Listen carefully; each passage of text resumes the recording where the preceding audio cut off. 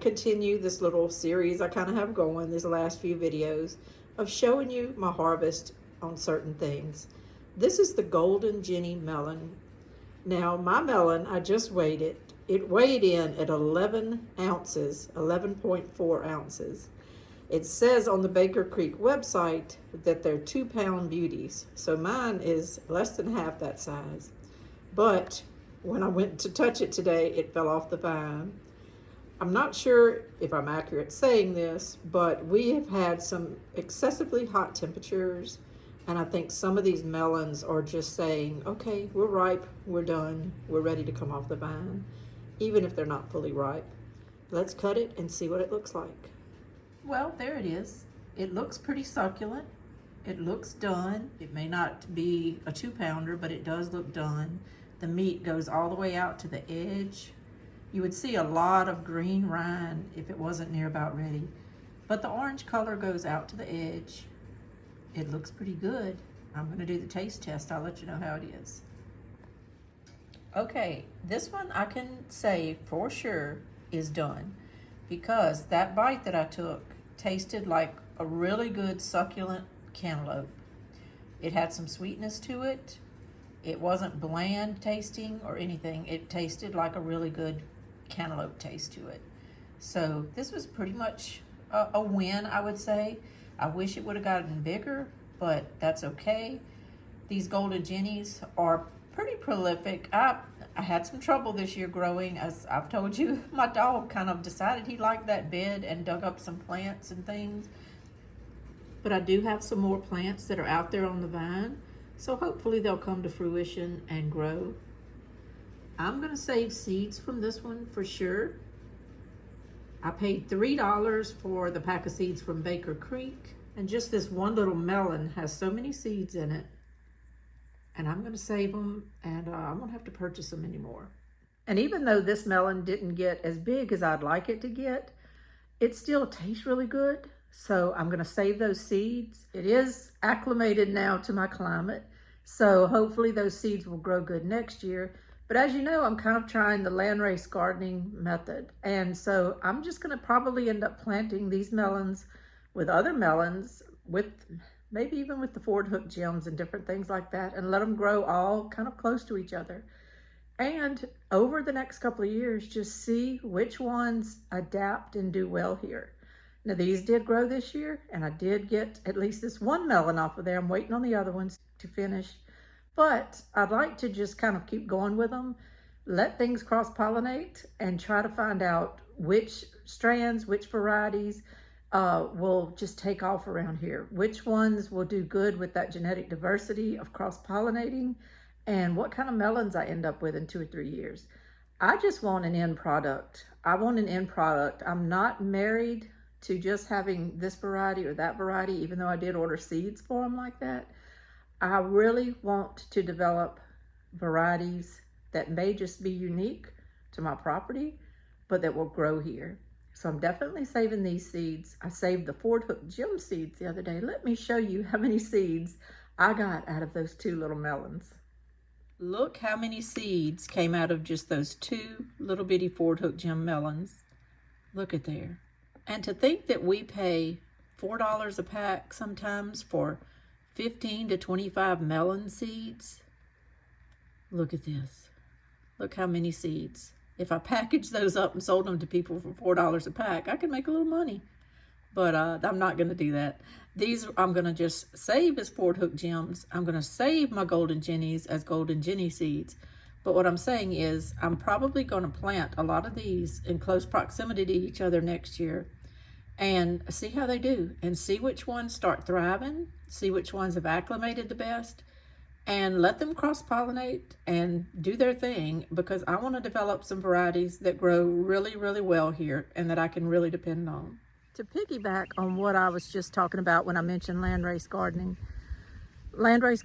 as I said on another video, is kind of a process where you just let things cross, let them cross-pollinate. It's okay. Kind of throw out all the rules that you ever had. This is a process. You can go to the channel on YouTube called Landrace Gardening to learn more about it. It's being pioneered by a man named Joseph Lofthouse. And I like it for a lot of reasons, mainly because in the end, you end up with plants that are adapted to your particular locality, your soil, your weather patterns, and you end up with genetically diverse seeds because they have crossed, because they have adapted to your weather and your conditions and your soil. It's made the seed stronger. And what really put me over the edge to want to try this was because learning the knowledge that I learned listening to them, and I do understand that it's correct. And in my mind, when things click in my mind and I say to myself, this is what I've been looking for, this is what I didn't have the capacity to ask the right questions and get the right answers for, but when you hear it, you know that it is true. But when I said what put me over the edge, what I meant was when I heard from them that the nutrition in vegetables comes from the seed. It comes from the seed. The genetics, the DNA of those seeds, they determine whether a fruit or a vegetable is nutritious. It's determined from the seeds, and those seeds gain the things that they need to make that fruit nutritious by being genetically diverse, by freely cross-pollinating as they would in nature if we weren't separating them all into rows, and by adapting to your local environment.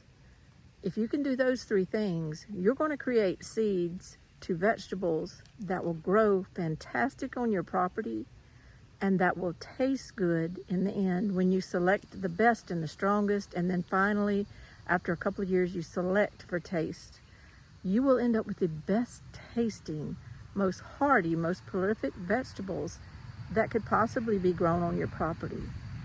And I guess that put me over the edge about the nutrition, but what really set the hook and reeled me in was knowing that you can do this with no inputs. No inputs. These seeds identify themselves after a while with your environment, and you don't have to really do anything with them. You just put them in soil and probably water them in, I guess, the first time, and then you just let them go. And you don't have to really water them all the time. You don't have to worry about them because they have made themselves at home in your locality. It's kind of mind-blowing. No, I don't have big landrace vegetables I can show you right now, but go to David the Good's channel. He is showing off right now what he has learned from landrace gardening.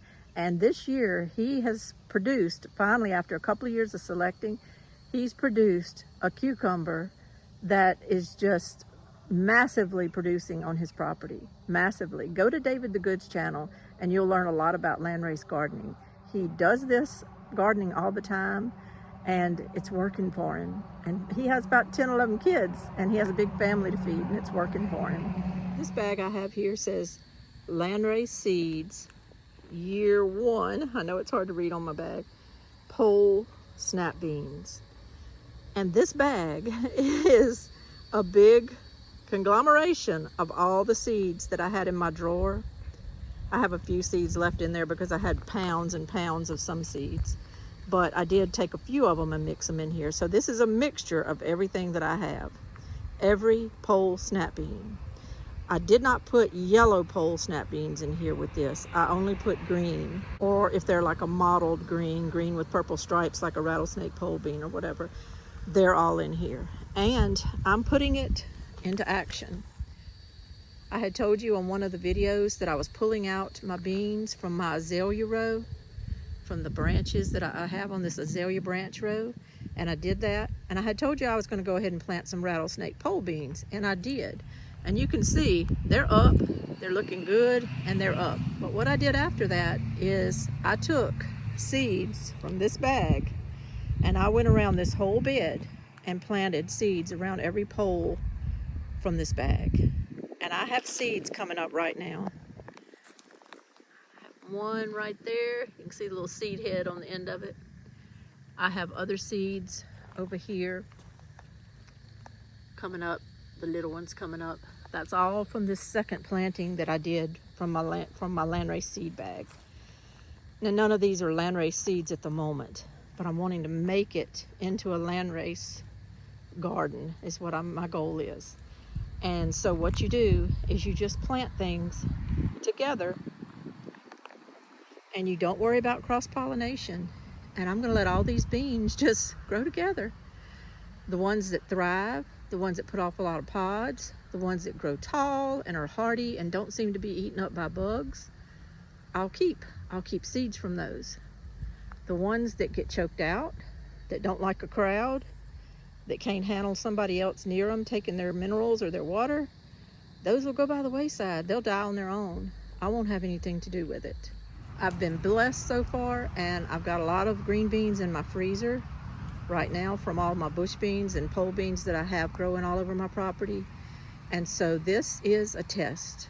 This is a test to see if I can get landrace gardening started. And you have to start somewhere. You just have to start somewhere. So I'm starting right now with these pole beans, and I've also done this same thing. I have a bag that says dry bush beans. I have a bag that says dry pole beans. Those are bush beans and pole beans that aren't meant to be eaten like a snap bean. They're meant to be, let your pod go farther and farther. You can either harvest them as green shell beans, or you can let them go to dry beans, but the pods aren't really edible. So I have a bag for each of those, and I took the plunge. I mixed all my seeds. I mixed them up. On the way next, I think I'm fixing to do the same little situation with some corn. I'm fixing to plant some Hickory King type corn in my corn patch, but I think I'm going to mix it up with other varieties that can be ground. They're not sweet corns, they can be ground up. I think I'm going to mix my corns this time, like I said, and then try some landrace gardening with my corn. I think, you know, time is not on our side with getting ready, and I need to see whether this works, and I need to start now. And so that's what I'm doing, and I'm having fun just thinking about it. I'm having fun mixing my seeds. I'm kind of letting go. I'm letting go because I love these seeds and these stories with each seed, but I'm kind of letting go of it right now and seeing if I can create a new story with what I plant by mixing all these seeds and creating some really strong plants that might just stand the test of time and grow really, really well here. That's the goal. Food is the goal. We all have our different methods. Everybody you talk to, everybody you watch has a different method for doing things. I'm trying to find where Lainey fits in all this, using what I have. What I don't have sometimes, and what I don't have are a lot of the things some people need to grow their products really well. And I don't have a lot of that. I don't have chickens. I don't have a lot of things that are used to generate the compost that's used to do this and that. It's like a chain, and I'm missing links to those chains. But rather than completely envelop myself in trying to follow other models, I'm just trying to find my way. And landrace gardening kind of hit that nail on the head for me. It hit me in my heart, so I want to try it. So I hope maybe try it a little bit too if you want to. Watch me try it. We'll just see what happens. We'll see what happens. Who knows? Sometimes you just never know. This is Lainey from Hilltop Home Place, and I thank you so much for joining me today. Bye-bye.